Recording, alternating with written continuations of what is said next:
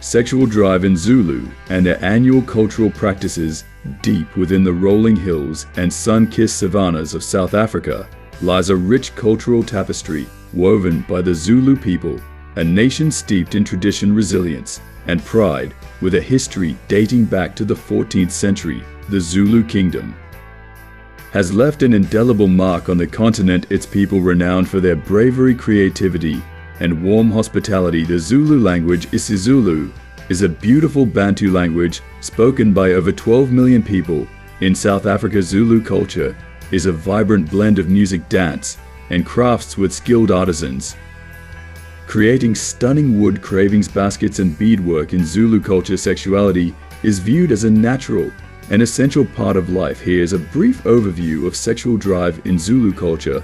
1. Virginity testing, also known as Ukuphinga and Ugasoma, is a traditional practice in Zulu culture where a girl's virginity is inspected by an elderly woman to determine whether she is still a virgin. The girl, who is to undergo a physical examination to check for signs of virginity, is often bare-chested, only wearing beads on her neck and short skirt. The elderly woman, who is the tester, inspects the girl's hymen to determine if it is intact by putting her fingers into the girl's vagina. Alternatively, the tester may pour liquid into the girl's vagina, and if the liquid flows easily in her vagina, it is believed that the vagina has been penetrated. Girls who are found to be virgins after the test are celebrated and awarded certificates of virginity. Virginity testing was traditionally used to preserve a girl's virginity until marriage. A girl's virginity was considered a reflection of her family's honor and reputation. Virginity testing was sometimes used to determine a girl's eligibility for marriage. 2. Ugasoma. Ugasoma is a traditional Zulu practice that involves simulated intercourse or outercourse, also known as thigh sex. Ugasoma was traditionally used to allow couples to engage in intimate physical activity while preserving the woman's virginity. It is a form of intimacy without penetration. The practice allowed couples to experience intimacy without penetrating the vagina.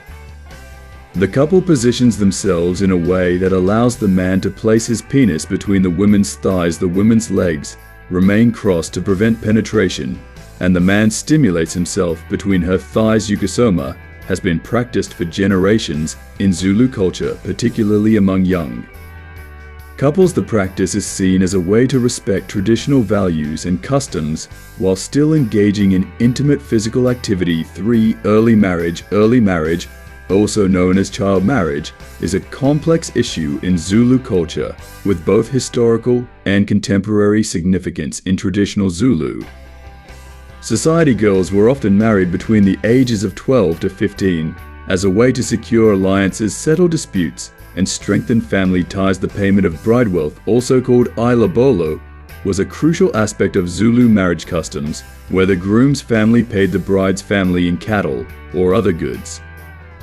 In South Africa, the minimum age for marriage is 18, as per the Marriage Act 1961. However, some traditional leaders and communities continue to practice early marriage. In some Zulu communities, early marriage is seen as a way to alleviate poverty, as the bride's family receives bride wealth. Additionally, lack of access to education and economic opportunities contributes to the persistence of early marriage. The annual cultural practices in Zulu include 1. The reed dance. The reed dance, also known as umhlanga, is a significant traditional ceremony practiced by the Zulu people of South Africa. The reed dance is a celebration of Zulu culture, heritage, and tradition.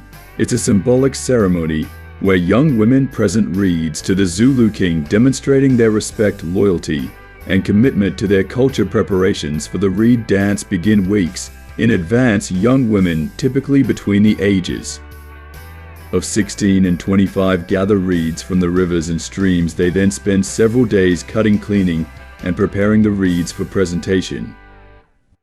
The ceremony takes place over several days. Usually in September, the young women, dressed in traditional attire, gather at the Enyakeni Royal Palace in KwaNongoma, KwaZulu-Natal. The young women present their reeds to the Zulu king, who inspects them to ensure they are of good quality. It is during this festival that the king chooses his youngest wife. The women perform traditional dances showcasing their cultural heritage. The women sing and chant traditional songs praising the Zulu king and their ancestors. The reeds symbolize purity and virginity, as the young women are expected to be virgins too. Heritage Day, celebrated on September 24th, is a significant public holiday in South Africa. In Zulu culture, it's known as Umhlangano, or Umgupho. Heritage Day honors the diverse cultural heritage of South Africa, with a focus on indigenous cultures. Like the Zulu, it's an opportunity for people to come together, celebrate their roots, and showcase their traditions. Zulu people often participate in traditional activities, such as traditional dancing. Zulu dances, like Indlamu and Ingoma, are performed to showcase cultural heritage. People wear traditional Zulu clothing, including intricately designed beads and headdresses.